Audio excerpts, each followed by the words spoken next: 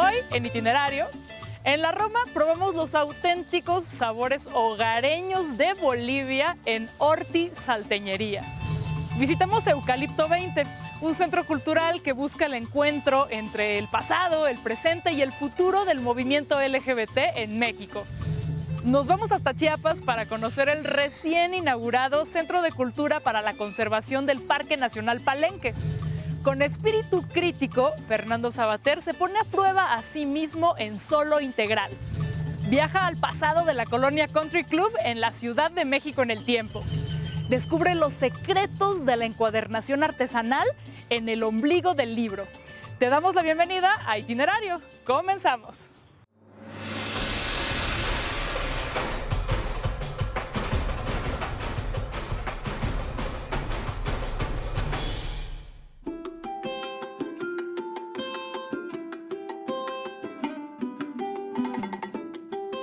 Salteñas, pucacapas, cuñapés, humitas y otros, llamémosle antojitos bolivianos, es lo que se puede encontrar en este negocio familiar que lleva más de una década ofreciendo esta tradición en la colonia Roma.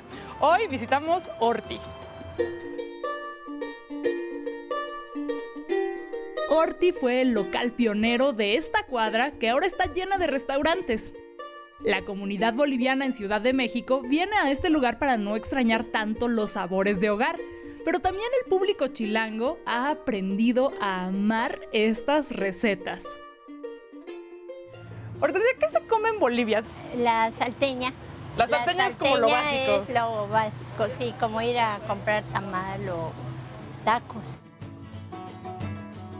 ¿Qué es la salteña?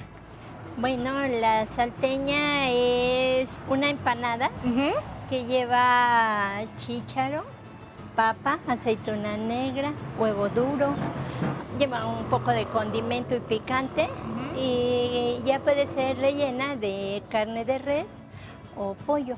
Pues es un platillo, se puede decir que completo. Ahora sí hay que hacer el tutorial de cómo comer una salteña. La muerde, ajá. Ya, entonces te la que... así. ¡Ay, qué delicia! Sí. Y esta otra empanada, la pucacapa, ¿no? Pucacapa. ¿Esta cómo es? Pucacapa quiere decir capa roja en quechua. Ajá. Y es una empanada de 3 quesos y lleva aceituna negra, un poco de picante y también un poco de condimentos.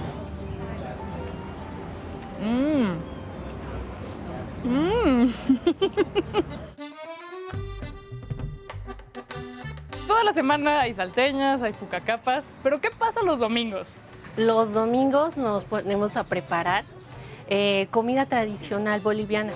Preparamos, por ejemplo, el lomo montado, que tiene como base una cama de arroz blanco, un corte de carne, el lomo muy suave, se le pone un huevo frito y esto con la yema y los sabores de la papa que también hacemos en rodajas sazonada para que empiecen a probar nuestros clientes o las personas que nos vienen a visitar, que con mucho gusto recibimos. El silpancho tiene una cama de arroz blanco, la milanesa, la carne apanada. El silpancho es una palabra quechua que significa muy delgado. Muy delgado. Se supone que debe de estar muy aplanada la carne para que sea como un papel.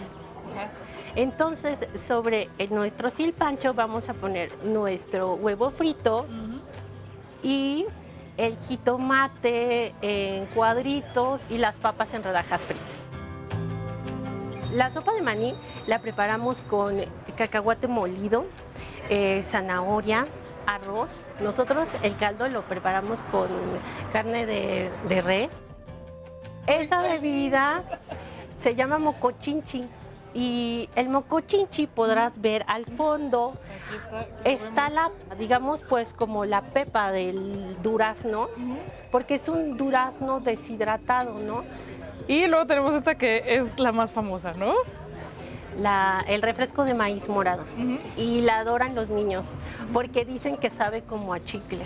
Ay, a como ver. que ese sabor les encanta también a los niños. Ajá. ¿Por qué? Es como el chicle natural. Es como el chicle natural. Recuerda que los domingos son el día para probar especialidades bolivianas, pero que de martes a sábado siempre puedes encontrar las empanadas y las riquísimas bebidas.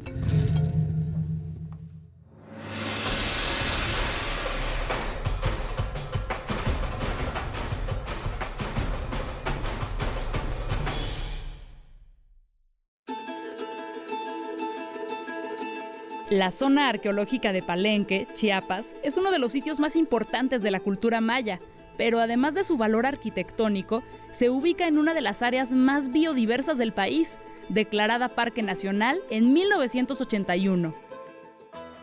Ahí, el recién inaugurado Centro de Cultura para la Conservación del Parque Nacional Palenque es un espacio que busca concientizar acerca del patrimonio natural y cultural asociado a la biodiversidad. Este centro cuenta con un sendero donde se puede observar animales de la región, como tucanes, monos araguatos, mariposas y cereques, así como el ramón, la ceiba, las palmas camedoras y otros árboles y plantas. Adicionalmente, cuenta con un mariposario y un orquidiario, donde se destaca la importancia ecológica de estas especies, así como de plantas nativas de uso medicinal. Todo esto cercado por el afluente del río Otolum. En tu próxima visita a Chiapas, recuerda visitar el Centro de Cultura para la Conservación del Parque Nacional Palenque.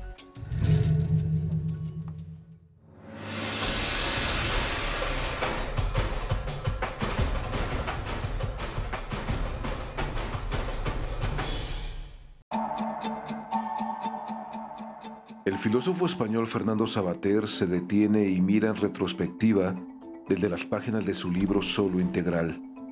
Revisa así una parte de su labor de décadas como colaborador del diario madrileño El País, y lo hace acudiendo a los textos breves de un ejercicio periodístico particular, desarrollado hasta hace muy pocos meses, durante el duelo por la muerte de su esposa Sara, una de las experiencias más difíciles de su vida. Sin dejar de recurrir a las bondades que ofrece la escritura, según lo explica Savater, la circunstancia lo llevó a iniciar un esquema para él inédito de columnas puestas en página, en momentos en los que no cabían el denso circunloquio ni los razonamientos de largo aliento, sino que, condensando la reflexión, se imponía lo breve y lo epigramático. En la crisis personal del escritor, todo aburría y la concisión convenía.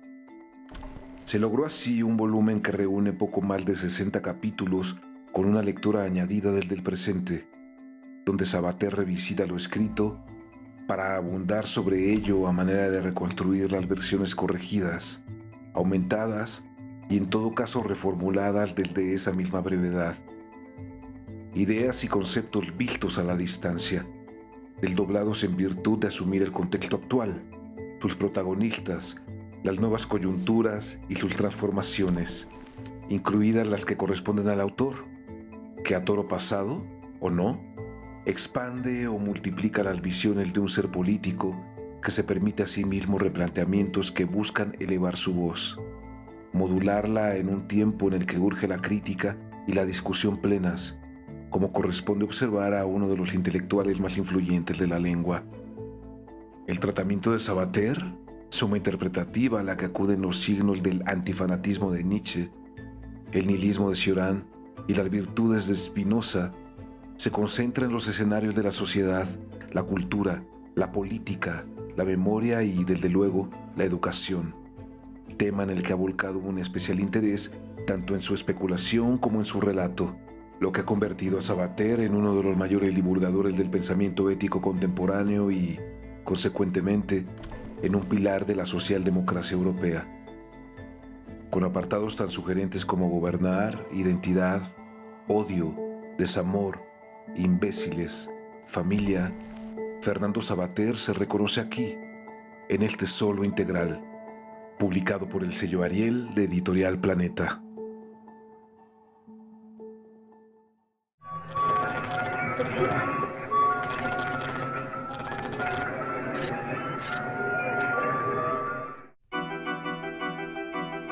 Dicen que en tiempos prehispánicos en estos rumbos se fabricó el penacho de Moctezuma, y en el siglo XX fue una zona que atrajo a muchos por su lejanía y verdes pastizales. Antes de que se urbanizara, la colonia Country Club era conocida como El Ranchito o simplemente como Allá, un lugar tranquilo, con mucha vegetación y marcado por la cercanía del río Churubusco. Bienvenidos a la Ciudad de México en el tiempo.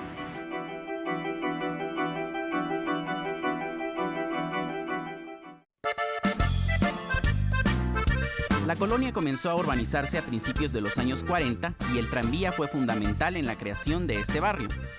El trayecto en este medio de transporte, desde el centro hasta la estación ubicada en la calzada de Tlalpan, era de 40 minutos. Sobrevive parte de la subestación eléctrica, que hoy es el Museo del Ejército y la Fuerza Aérea. Este monumento marcaba un punto de unión en la moderna urbanización de este lado del sur. La historia del sitio de Churubusco alcanzaba a este barrio. El monumento al general Anaya adornó durante varios años la calzada de Tlalpan. Después fue trasladado a la explanada del exconvento de Churubusco, donde convive con la memoria de otros personajes de este rumbo, como Luis Martínez de Castro. El Parque Masayoshi Ojira es parte de los comienzos del barrio. El parque tenía un estanque con flores de loto y patos, estructuras que semejaban paisajes japoneses y la pagoda, incendiada en 1974. Se le conocía como El Ranchito a una franja verde que comenzaba donde hoy se encuentran el Centro Nacional de las Artes y los Estudios Churubusco.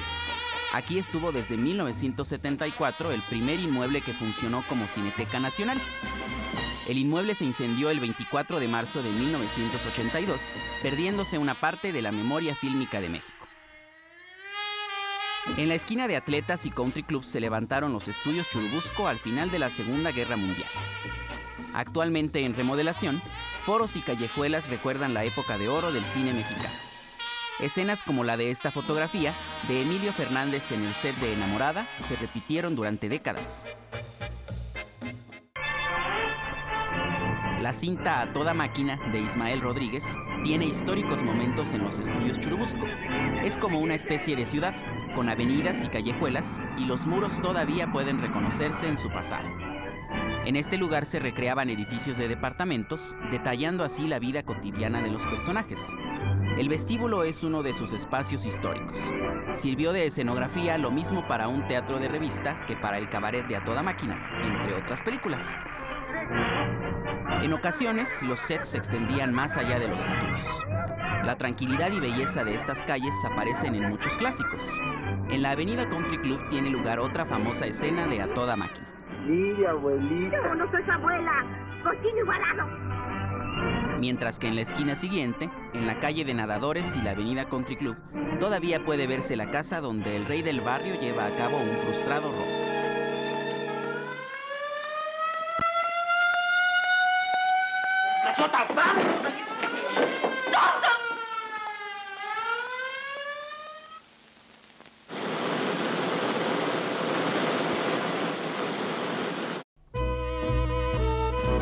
En la región existía una granja lechera llamada de la Natividad. Aquí nació el México Country Club en 1905, un lugar que daría nombre al barrio con todo y sus calles por los deportes que aquí se practicaban. En 1910, el enorme terreno sufrió las consecuencias de la revolución y fue ocupado por los zapatistas, quienes lo usaron como cuartel general. Todo quedó en ruinas. El Country Club se rescató en la década de los 20 y nuevamente vivió una época de esplendor. Conserva, sin embargo, casi toda la distribución y algunos elementos, como el lago y el lujoso restaurante. Al mediar los años 50, el Country Club era otra vez el punto de reunión de la alta sociedad, como puede verse en Escuela de Vagabundos. El señor Medina tiene que estar a las 2 en punto en el Country Club. La alberca donde Alberto Medina se echa una nadadita es la misma que todavía sirve para competencias profesionales. El nacimiento de un club de golf en una zona que antes era conocida simplemente como Allá nos habla de un gusto por un ambiente apartado del ruido. Este sigue siendo el club más longevo de su tipo en la Ciudad de México, todavía enclavado en una zona muy tranquila. Nos vemos en la próxima cápsula de la Ciudad de México en el tiempo.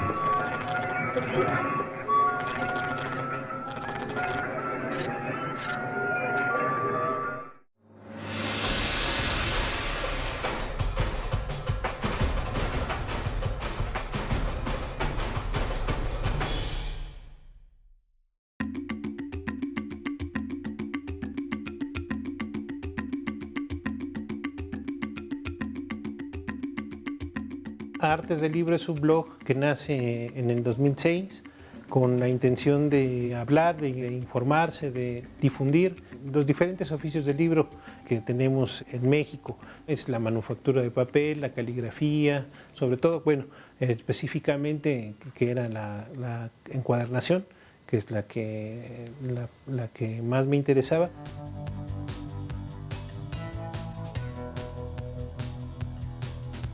Y finalmente fue muy interesante porque permitió que el taller, que el ombligo del libro finalmente es como la parte comercial de todo esto, pues que fuera un vínculo, ¿no? Que por medio de Artes del Libro se hablara sobre técnicas y sobre historia del libro, historia de los estilos de encuadernación, y el ombligo del libro fuera un poquito esa salida, digamos, hacia la cuestión ya práctica, ¿no? A la cuestión de la enseñanza o a la cuestión de hacer un modelo de encuadernación que a lo mejor se hizo en el siglo VII, en una región tan lejana como Egipto, ¿no? Digamos, ir completando esta parte, digamos, de la historia, pero bajándola a tierra, ¿no? Digamos, materializándola en forma de talleres o en forma de prácticas. El término Artes del Libro quizás lo acuñaron por ahí en el siglo XVIII, XIX, en Francia, y sobre todo se refiere a estos saberes, a estas maestrías de gente que sin su trabajo no podía, digamos, completarse el circuito del libro. Ahora pues es como el sinónimo es la industria editorial, ¿no?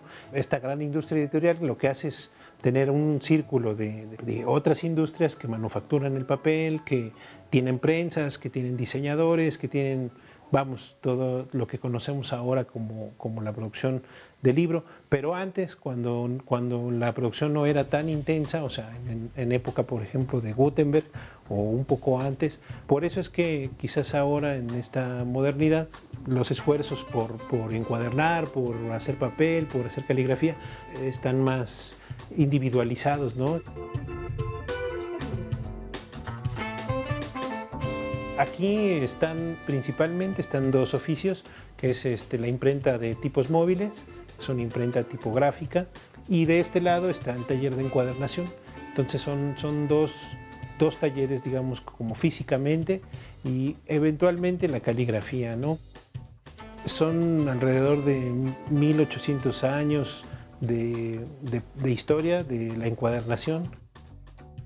La diversidad es enorme, ¿no? Porque de repente tú ya sientes cubierto un tema, como por ejemplo la encuadernación islámica, y bueno, te das cuenta que no llevas ni el 10% de lo que podrías hablar nada más de encuadernación, ¿no? Te volteas y descubres que la caligrafía tiene mucho que ver con el resultado final de un libro. Entonces, en eso estamos, ¿no? Han sido 14 años de mucho trabajo y seguirá siendo en esa parte, ¿no?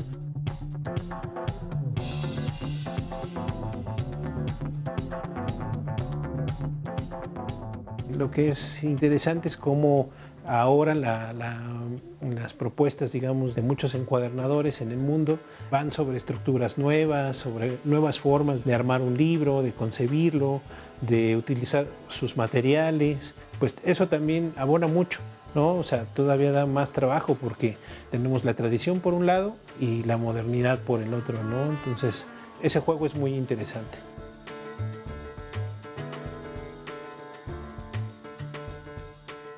Y gracias a estos años y a toda esta búsqueda de la gente, pues ha hecho que las herramientas, los libros, los talleres, pues sean más diversos, ¿no?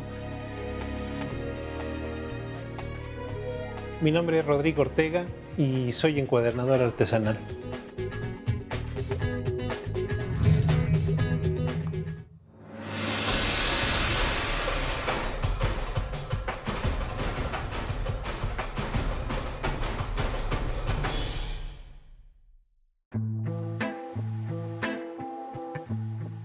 Durante la pandemia nació un centro cultural que le da espacio a artistas diversos, tanto emergentes como consagrados.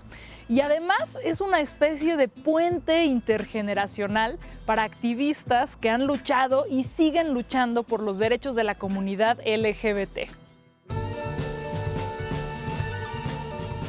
todo cabe en un centro cultural sabiéndolo acomodar.